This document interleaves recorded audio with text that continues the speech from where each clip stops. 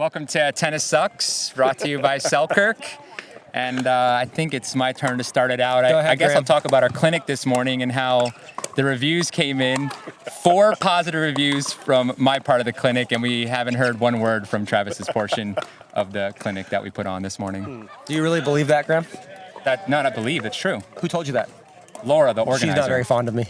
Well, so, neither are the people you taught this morning. Her opinion is biased. And I think at the end of the day, it's really not about who likes who. It's about who improved. And I would wager that my students improved exponentially more than your students that you talked the whole time, watching like 8 balls in an hour. Nobody wants to hear you talk. Just let them play. Wait, I'm going to propose a wager. Yeah. I have a wager proposal. Okay, great. Let's get a group of 8 players each. Yeah. Measure their DUPRs right now. Have you worked with them for, 2 months, 3 months? Okay. I think like 2 weeks is sufficient. And then have a little tournament. I know I'm going to win that because Travis will give up on his people by week 1. So, in other words, we're gonna pick 16 people. You're gonna have a draft. So you get 8 and 8. That's how you get players. Wait, are they all starting out at like a 3-5 DUPR? We all know that. Sure. But you also get the draft. Okay. Like you get to determine whether that's like who's going to have the most growth potential. Yeah. Okay. You pick. Yeah, we could do that here. And then you train for 2 months, and then you have a tournament involving those eight players playing My each other. guys would destroy Travis's. I know it. My Okay, people. I would want to watch that, by the way. I would. you ever see the show? Your information is atrocious. Oh my god. It actually saddens me when I hear you say things. They loved it. Loved it. I'm sure they do. You're a very charismatic guy. It doesn't mean you know what you're doing. They want another one. Okay. Steve, how about we're on the court playing yesterday? 4 of us, a good game. Yep. The game ends. 2 people walk over and said, "Graham, do you give lessons?" I'm standing next to Travis. That's because they were intimidated, Yeah. They were intimidated. Awesome. I mean, look at. Anyway. All right, so well, whatever. here's the You're first great. question I'm I have terrible. for you, Steve. Is we want to know the origin story of you and how you got. Well, why don't you let's introduce correctly first, please. Good call. Ladies and gentlemen, this is the Steve Kuhn, okay? The man who founded MLP, brought modern pickleball to the forefront of our existence and our lives, and has changed countless people's lives, including mine, Graham's. I can't even imagine how many others, and is the genius behind the Dream Breaker, the format that brings men and women together. DUPR. DUPR. It just goes on and on. Literally, pickleball is nowhere near where it is, nowhere near as exciting as it is if it weren't for the dude next to me. So we're responsible really for bringing all the players together. Yeah. From I mean, it's endless, Very really. kind. Thank you both. Yeah. All right. Welcome, Steve. Welcome. So, thank you for being here. We'd love to know is where did you start? Where did you discover pickleball and fall in love? So my nephew Keenan told me about this quote-unquote new sport called pickleball about 8 years ago. I'd never heard of it, and if you know my nephew, he's a great kid. He's kind of a smart ass, a little bit. Like that. Keenan, I hope you don't hear this podcast. He will. Everyone does. When he said the sport was called pickleball, I legit thought he was just messing with me. Right. Yeah, that didn't really exist. Right. So I Google pickleball Austin, Texas. That's where I live. And lo and behold, it was Wednesday. There was pickleball night at the Bethany Church gym that night. So I said, okay, I'm going to go and see what this is. I'm going to see what my nephew's talking about. I show up. I don't have a paddle. I don't own a ball. Don't know the rules. And my plan is I'm just going to go and watch. I'm just going to go and see what this is. Why would these people invite me to play? I'm going to be terrible. I don't know the rules. I'm just going to go and learn something. Right. I show up, and I was welcomed like the prodigal son. That's pickle, baby. They killed the fatted calf for me. I'm using a lot of religious references here. So Bethany Church Gym. Work with me here, people. Come on, audience. Work with me. What was amazing is, first of all, I had a great time. I never having played before. I was having fun in 5 minutes, which is universally true. And just the enthusiasm and the almost zealotry of the people there just literally blew me away. Right. And I think that's only in pickle, wouldn't you say? Like I have never, like what you said, 5 minutes I'm having fun, people embrace you. It's why this is like this, and that is like that. Yeah. where there's pickleballers on the tennis courts, might I add. Yeah. You know, there's just nothing like it. Anyway, we all know this. Keep going. And I remember telling folks then, like literally the next day, I said to people that someday pickleball was going to be the most played sport in America. Now, this was 8 years ago. It's a hell of a premonition. And I say a lot of things. Yep. Some of them turn out to be right. A lot of them turn out to be kind of crazy and stupid. Broken clocks rock right twice a day, Steve. But I say a lot of things. I tell people I have one good idea a day, and I have 100 ideas a day. So, I like people definitely looked at me like I had 3 heads on that one, and I said, no, you don't understand. This is going to be the most played sport in America someday. And I came up with my analogy, which I still love. You all know what Topgolf is. Of course. Have you been to Topgolf? Yes. Okay, so what I said, Topgolf took a sport that is difficult, it takes a lot of time, has sort of like a feeling of a little bit of being exclusiveness, takes a relatively high level of skill to really be enjoyable. Yeah. And they gamified it and democratized it and made it so that even if you aren't a great golfer, you can go to Topgolf and have a great time. Correct. And I said, pickleball is the tennis, what Topgolf is the golf. You can play pickleball and have fun at just about any level. It democratizes it, it gamifies it, it brings it to more people. And I said, this is the next big thing. Yeah. I saw it literally the first time I played. And here we are. And here we are with what, I don't know how many people waiting for 6 courts. It's mayhem. It's just mayhem out here. So on that, how do you feel the comparison? A lot of people say like St. Pete is the Austin of Florida. Yeah. You've been here now a couple times, I think, right? Handful of times. Do you get that reference? I do. It's chill. It's about the same size city. It's chill. People are a lot of pickleball. Yeah, I know. No, I get it. That makes. I like Austin that. seems to have a lot more facilities, though. No, like the Pickle Ranch and. No, I actually disagree. Really? There are Well, less I don't know the public scene. courts in Austin. It's Well, that's what I'm saying. There's less public courts, but there's more private. We just had a new mayor election, so I got a new mayor to bother on this, but Okay. we don't have nearly enough public court. And I think, Steve, the one thing you said to me that I find really interesting is you said this: the biggest threat to the growth of pickleball is courts. Yeah. Right. And we're seeing that. Even for me, it gets a little frustrating at times because you come out here and there's so many people, so many players, Yeah. and you can't get time. And Yeah. you got people that are maybe new to the sport and they lose and they have to wait an hour. And you're right. That is the biggest threat to pickleball. Everybody wants to play. They want to play now. They want to have fun with their friends, and there's just simply not enough courts. We will get there. Yes. It's changing. Yes. There's. Well, it's been such a boom. It's hard to keep up. It's been It's hard hard. to I can keep up. imagine for you to get, heads of government or whomever to understand like this is good for communities. This is good for everyone in general, whether it's health oriented or just life enjoyment. So it's funny you say that. I'm gonna break some news here. In a couple weeks, 3 weeks, I'm going to D.C., Washington, D.C., with Tim Klitsch, who's the owner of the Texas Ranchers, a very successful MLP winning owner. And we're going to go meet with the U.S. Conference of Mayors. And we're especially invited guests to talk about pickleball. That's awesome. So the message that this is something that cities can do, that's relatively low cost to build relative to a lot of other sporting facilities that people will actively use is getting out there. I'm really excited this year of trying to bring pickleball to schools throughout America, whether it's elementary, middle school, high schools. The cost of bringing pickleball to schools, you already have a gym. Right. It's literally some tape lines, a temporary net, and a ball and some paddles that don't cost very much. We can bring millions of kids into this at basically almost no cost. Right. And in D.C., we're not only going to meet the mayors, but I'm also going to be literally doing the tour of the congressional offices, both the House and Senate, and talking about that the U.S. government should be supporting this. This is a way to get people away from their computers, out meeting people, out breathing some fresh air, moving around. No question. This is an unbelievable investment in our health and happiness. Yeah. And our politicians are going to hear that from me this year. And I need everybody out there. We need to tell our politicians the story, whether it's at state, local, whatever level. We need to be telling them that. Okay.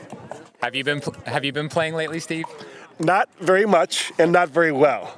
Okay. So I often... He has reasons, Graham. Don't bust his chops. Not very much and not very well.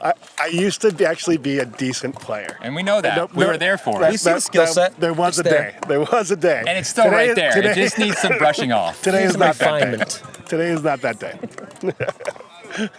Wasn't my day either. If any day I lose to Graham's, it's just a terrible day. Oh, that's true. That's what I should have opened with. Tough loss, Trav. Hey, Yeah, 21-19. 21-19. 21-19. It's built for comebacks. Sorry. Format's built for comebacks. Yeah, the old format. Well, anyway. So we know your take on this, but how do you feel about the Vibe MLP merger? What are your feelings on it? I think it was the best thing for the sport.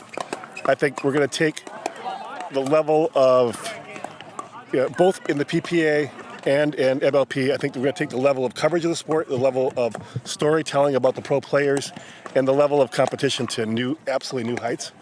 I'm so excited for this year. Likewise. We're going to another plateau this year, and I think that deal has been essential to making that happen. Yeah, agreed. What do you think is next, Steve, to get more eyeballs on the sport, right? So how do we get that viewership from where it is now to where sponsors like a Gatorade or a Nike have a genuine interest in pickleball and it's at the forefront of eyes? Because obviously there's such a amazing rec community. Yeah. What do you think is next to get those eyeballs on the sport? So I tell people that pickleball will soon be the most played sport in America. I think it's already getting close to that already. I think it's close, yeah, it might be. It might be. It might be. I don't think any numbers can really determine it, but I think it is. When I say if it's the most played sport in America, it won't necessarily be the most watched, but it's going to be on the list. Sure. It's going to be reasonably high on the list. And it's funny, I always get this counter argument, is not that many people play football, but everybody loves the NFL. I say, okay, it's true that there are sports that people don't play and do watch. Mm-hmm. But tell me a sport that people play this much but don't watch at all. Right. And that I can't really think of another example of that. And truly, like, who can really play football? Like, who can play when they're 55 years old? You can't play. So I'm incredibly optimistic that just as more people play, more people will watch, period. No matter what, whether MLP and PPA and all the other providers of pro content, whether we do a good job or not, that's going to happen whether we do it or not. Right. Now, at the same time, we're working awfully hard to make our content even better. And I'll tell you the absolute key, and this is almost cliche at this point, but every sport wants their Formula One drive to survive. We want the documentary that lets people have an inside view into the players' lives and who they are. There's so many great stories. You being one of them. Thank you. But there are dozens more of really interesting stories. And as people get to know the players more, and it becomes more personal to them, how they play, the ratings will just go crazy. I love the HBO series Hard Knocks, the training camp. One, yep. And I couldn't.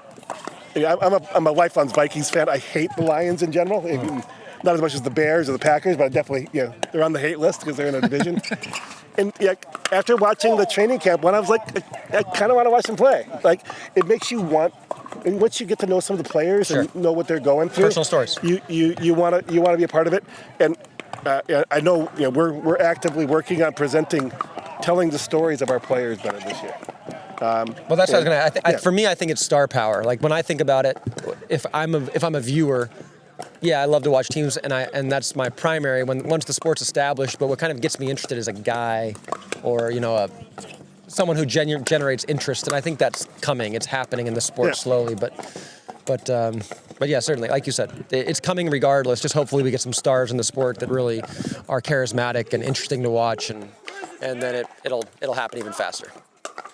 I actually watch now Formula One, not all that often, because of Drive to Survive. Exactly. Same here. I've never watched it before. Yeah, or social media comes. I'm paying attention now to what driver, what they're talking about, what they're doing. I didn't do that in the past. So you're right. Yeah. You're spot on with that. No question. Okay, what about minor league? And we talked about this in a previous episode about our experience when we were in Austin, Texas. But speaking with you earlier today, tell us your vision of minor league pickleball and what that's going to do for the sport as well. So, as you mentioned earlier, I started 2 pickleball companies about a little over 18 months ago. One was MLP. That's incredible, really. 18 months ago. Yeah. Jesus. That's crazy. That's crazy to think. Yeah. One was Major League Pickleball, which was trying to elevate the game of telling, creating great pro content and telling player stories. And we obviously have all kinds of more work to do there, but we're off to a good start there, and get crazy excited for what we're going to do this year. But the other company was DUPR, and that's the Dynamic Universal Pickleball Rating System. And I tell people, when we started DUPR, less than 1% of pickleball players had ever played even one rated match. There were no accurate ratings. There were no way to have amateur tournaments that were really competitive and fair. That just wasn't possible. And I wanted to create a company that could give people both an accurate rating, which would help them have more fun and more fair tournaments, but also create new formats that people could play that would be more fun. And I think the minor league pickleball format is so much fun to play, as you witnessed and experienced. Yeah. You go with, now instead of going to a tournament, either alone or maybe with one partner, you're going with 3 of your best friends. You're guaranteed a lot of play. No matter win, lose, or draw, you're going to get a lot of action. You're going to have a lot of stories. At every event that we have for minor league pickleball, we hope to have a pre-party. We hope to have some music. We want to make it a joyful time. You can go with 3 of your friends. In fact, as many of our events, we're going to have different levels of play.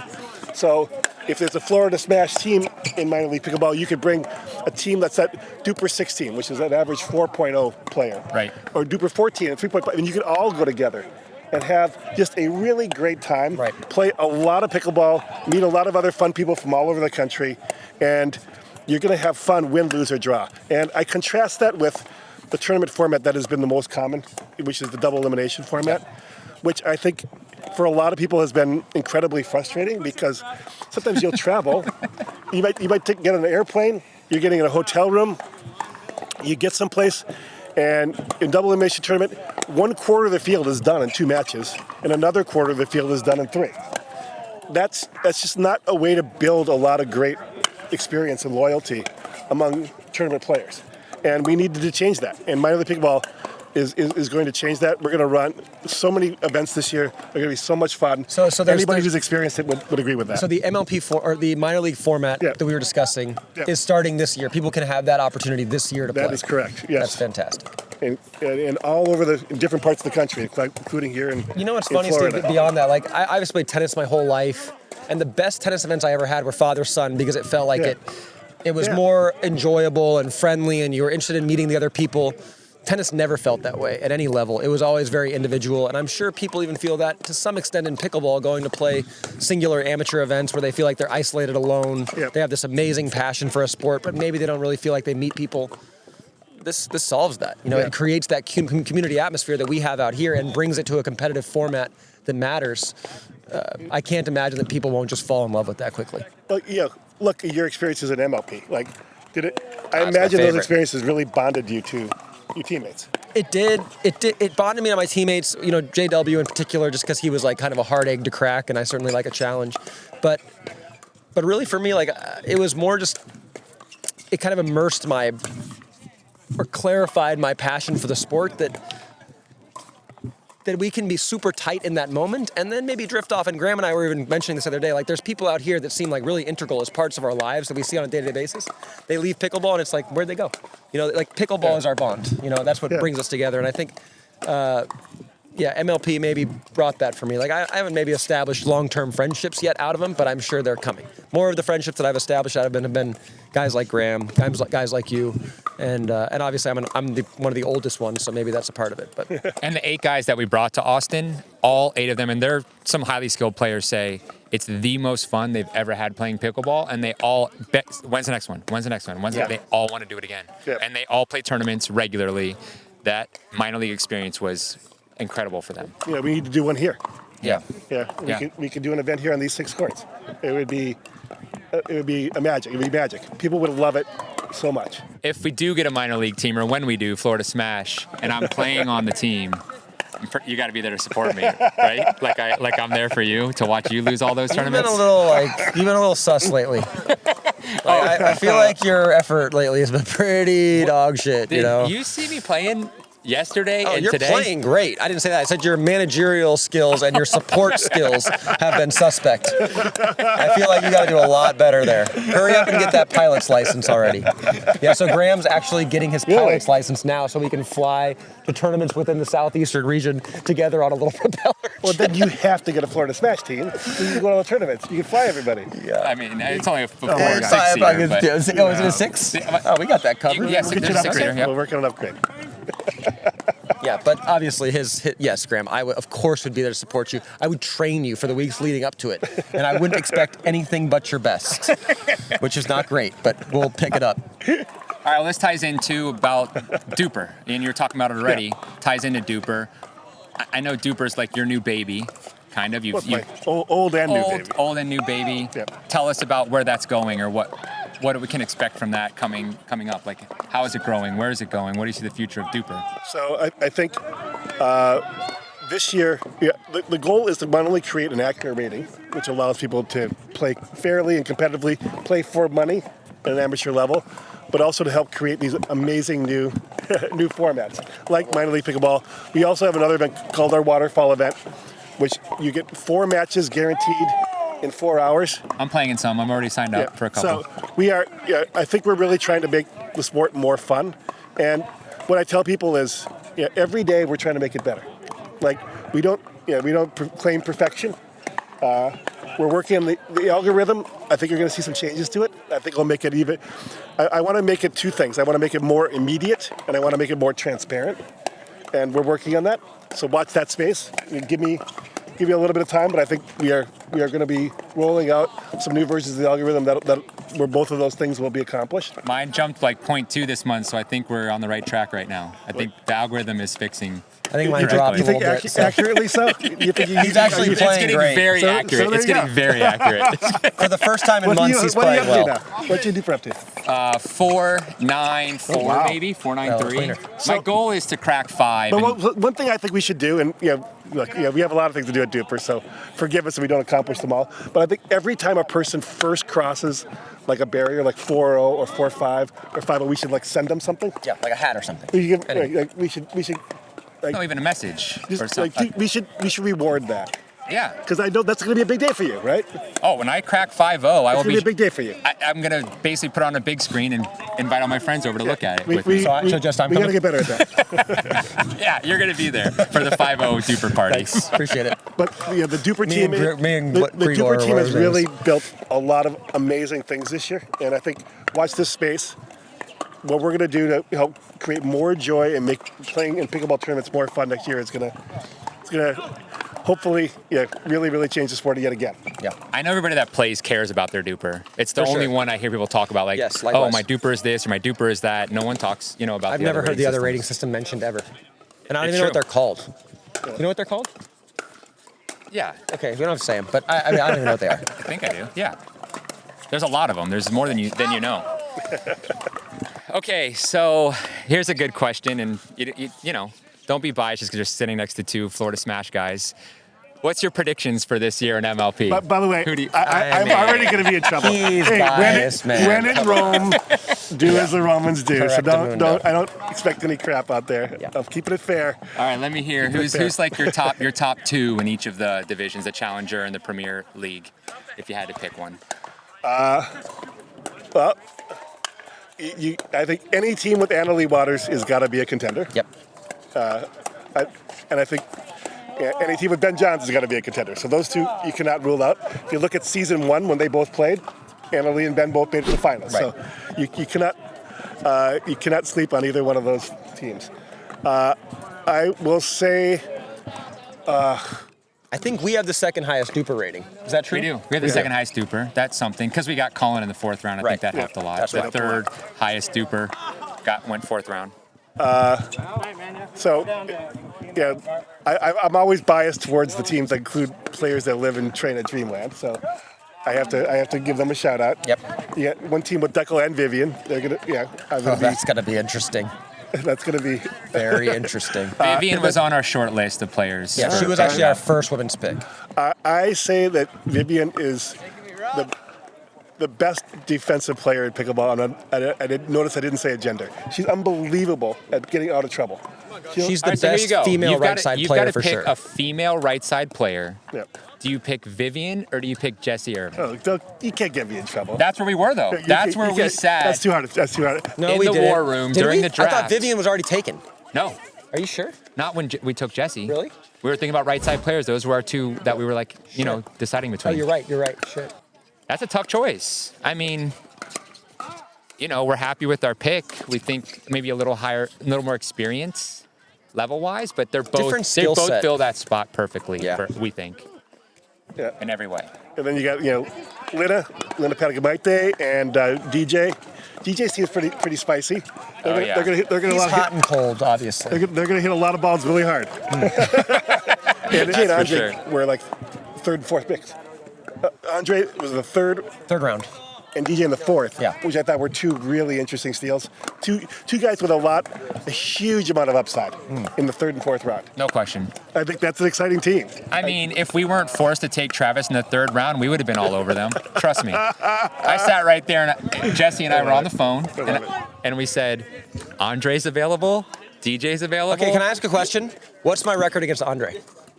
Nobody knows. 5-0. I know. Except 5-0. you. Have never lost one. Shut your mouth. I mean, give me a break here. Honest, Jessie says to us while we're on the phone, you think we need to take you third round, Travis? Well, ask Jessie how she's done against me, too. Wow. Wow. I don't mind it. I like it. You know I like that, Steve. You know I like that. All right, we'll move on. It's okay. I love that. I'm going to destroy people this year. Florida Smash are winning MLP this year. Know it. Last question I have, and I want to make sure Rowan, do you have anything that you want to ask? Or? Yeah, I do want to piggyback off of what you guys were just talking about. This is for NML if they're listening. Steve, does Travis even go challenger if he's not part of the Florida Smash? Oh, come on. Does he even get picked? He gets picked. He gets picked in Premier, no question. Yes, of course. I don't know if it's no question. I think I think the people haven't made up their minds yet on me, which I don't blame them. That's fine. But if you're smart and you look just at simple results, then yeah, you probably choose me. If you look maybe at personality, probably not so much. But on the draft list, he was the 25th male. So there's 24 taken, and there were some in there. 5 or 6 guys that you should be like, okay, Travis is a no-brainer pick over. So I think he should go probably like beginning to middle of 4th round. He would go, I would think, in the Premier League. We'll find out. We'll know it in the summer because we're not drafting Premier. Travis is going to be available, and we'll find out. We'll see where he goes. And I think a lot will be determined on how I play in this format. In the first couple events, if I play well, then I think you're going to play great. Solidify. I'm confident in my abilities. You're playing well. Has NML written anything, Travis? Since this last draft? Yeah, they're actually saying better things about him lately. Honestly, really? How about that? They gave us a B- or B+ rating for our team, which was kind of high up for them. And, and then they try to make some comparisons of other players that are drafted because they know someone or they're a GM or whatever the case may be. And every time they reference, this is not the same as Travis drafting himself. This is totally different. Travis deserves at this point to be where he's being drafted. So, yeah, they're saying a lot more positive things about him these days in the blog. No question. Awesome. All right, tell us. I think that if you're into pickleball, this year is going to be the best year to watch pickleball. This season of MLP is going to be insane, in my opinion. The teams are so close and so good. And the fact that we're mixing both the tours and all the players everyone's been wanting for the last 3 years to see is happening. Yep. Tell us, how are you feeling about MLP and the future MLP going forward? Well, the Premier League with all the players from the PPA back is going to be absolute fire. Our new owners are bringing a lot of energy and a lot of heat and a lot of attention. So that's going to be different. That's going to be amazing. And then finally, I say this all the time, and forgive me, Travis, for saying this, but I might enjoy watching the challenger level at least as much or more. Understandable. Like, there's going to be so many crazy and fun stories there. Yeah. Sam Querrey being drafted first.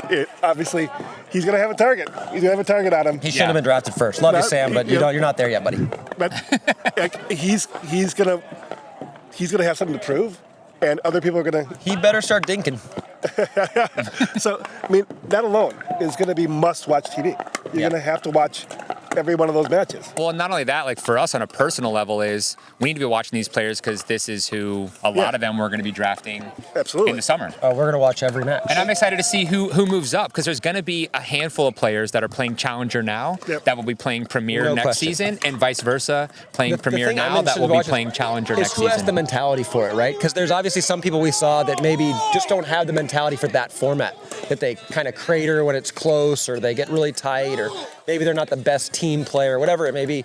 There's going to be guys who like rise to it and are juiced up and bringing their opponent or their partners, their teammates up, and leaders of their squad. Like those are the guys that I'm interested to watch. Who are those guys? Yeah, same. And girls. I think the Challenger content is going to be absolutely on fire. And is it the same exact format? Yes. Yes. It's the same format. There's, like I said, so many interesting stories there of players who are going to have kind of their real, players who have been around for a while, players who are going to have a chip on their shoulder, who thought they probably should have got drafted in the Premier League. Yeah, they're going to be out. Definitely. To take some body bags. Yeah, I think Nunnery was pissed. Nunnery felt like he was pissed, and he got drafted late in the Challenger too.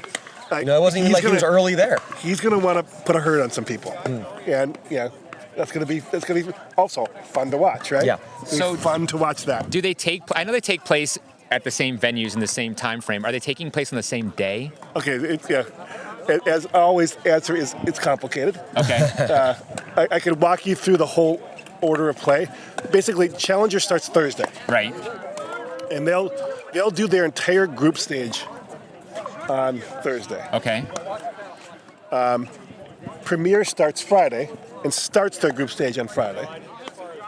Interspersed with the Challenger doing their quarterfinals and semifinals.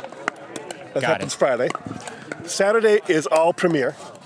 It's finishing the group stage, and it's quarterfinals. Okay. And then Sunday is the semifinals of Premier, 2 of them. And this is the main, everything on stream on Sunday is the semifinals of the Premier. Finals, the Challenger gets his place in the stream on Sunday, and then the finals of Premier. How many courts being streamed simultaneously? 2 again? So, I can't promise this. Hopefully 3. Let me not answer that for now. I don't know the answer. Okay, at least 2. At least 2. At least 2. And I hope more, maybe without commentary, obviously. Right. But I hope at least having as much of the content recorded and watchable. Because we'll have 6 matches at the same time. Did you watch Nationals at all this year, Steve? I did watch some of it. I watched a lot of it. I watched way too much pickleball, by the way. How neat was it how they had 4 courts going simultaneously on the stream? I loved it. Loved it. Because you saw a lot of matches you normally wouldn't see, which I was drawn to, like you said. So this is something we're actively working on. Is how many can we show, and also how can we take this content and create maybe edited content later, like a cut down version that you could have available to people to watch. I study basically every kind of growing sport in America because I want to learn from them. Yeah. So one sport I've become obsessed with this last year is disc golf, which is also seeing a huge growth, a huge success. Maybe not quite as fast as pickleball, but also just incredible success and incredible growth. And there's a group actually based out of Texas called Jomez Pro that takes the live content and edits down to a condensed version. So they'll take a 4-hour disc golf match and it'll turn it into an hour of content. I gotta watch that. How do you televise disc golf? They get every hole, or they certain every holes? hole. What? And so here's what they do. This is genius, by the way. I love these guys. Is they'll go to the course, they'll record every shot. Immediately when that's done, they send all the content to their editors who edit it. And that night, they do commentary over the edited version. That's nice. And by the next morning, but within 12 hours of the match being done, they have basically an hour-long version of the 4-hour match that you can watch with commentary. Wow. It is fantastic. Wow. Did they get a good following? It's unbelievable. What is? Let me hear. It's good numbers. I think they may have hit 500,000 now. Damn. Wow. Which is amazing. Yeah. And I'll tell you, I don't even play disc golf. I can't throw a frisbee straight. I somehow I do not have that skill. Nor do I. I just don't have it. I tried at Dreamland. I think I put a couple in people's houses. And by the way, You hit a cow. Yeah. I know every pro disc golfer now. I know their story because they tell the story as well too. I got to check this out. Joe Mez Pro. They're the masters, and we need to do that kind of stuff for all of our content because we're gonna have so much content this year, and not all of it's gonna be on the mainstream of amazing matches. That's so true. We cannot let that go to waste. That's so true. So hey, you guys are part of the league. Help me work on this. Yeah, and even when you're there, you can't watch both matches at the same time. This is absolutely. Tell me what you need from me, Steve. A very, very high priority your for brain, me man. is I don't want to let any of this I don't want to let any great match not be covered and not be shown in a way that's really fun to watch. You're so right. And this is an incredibly high priority for me. All right, Steve. Well, I say we wrap it up. Yep. Thank you to producer Roe as usual and Selkirk. Travis, we got it real quick. You're playing the SLK now, right? I am playing the SLK 13 mil. Good paddle. First paddle they've had that's really a solid carbon fiber and spin potential solid. And before we check out, I just want to say, hey, there's 2 people on the tennis courts. St. Pete, thank you so much for not turning those into pickleball courts. Would be a waste of space. We really want those 2 people to keep playing tennis. Big, critical. Tennis sucks. Don't play it. Play pickleball. Pickleball rocks. Let's go play some pickleball. Let's go play some pickleball.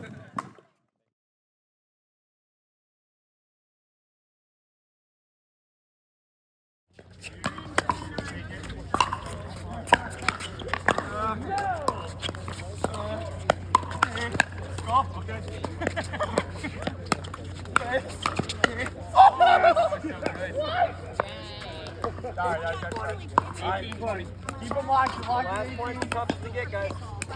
18-20. Coming.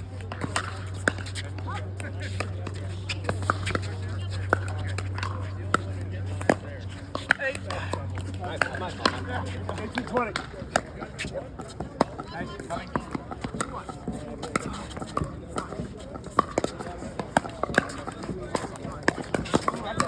That's a great shot. Loose wrist right there. All right, we got it. Come on. 19-20. Dramatic effect.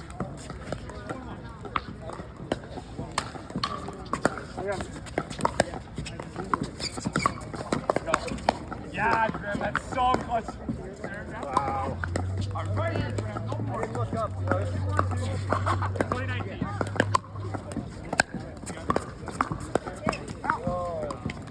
Whoa. No comment. 19-20. 19-20.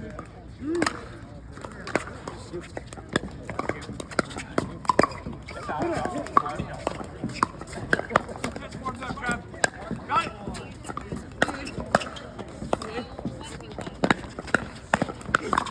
Go, Brandon! Go!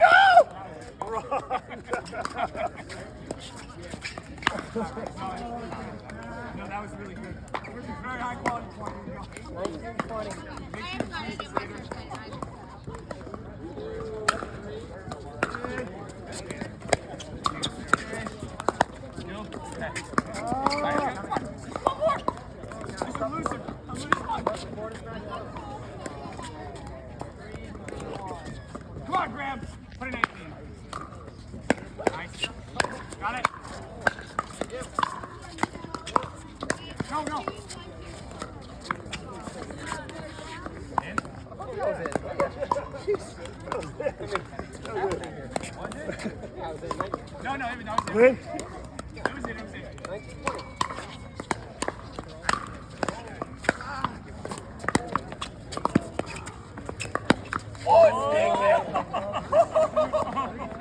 That's a way to get it. Oh my God.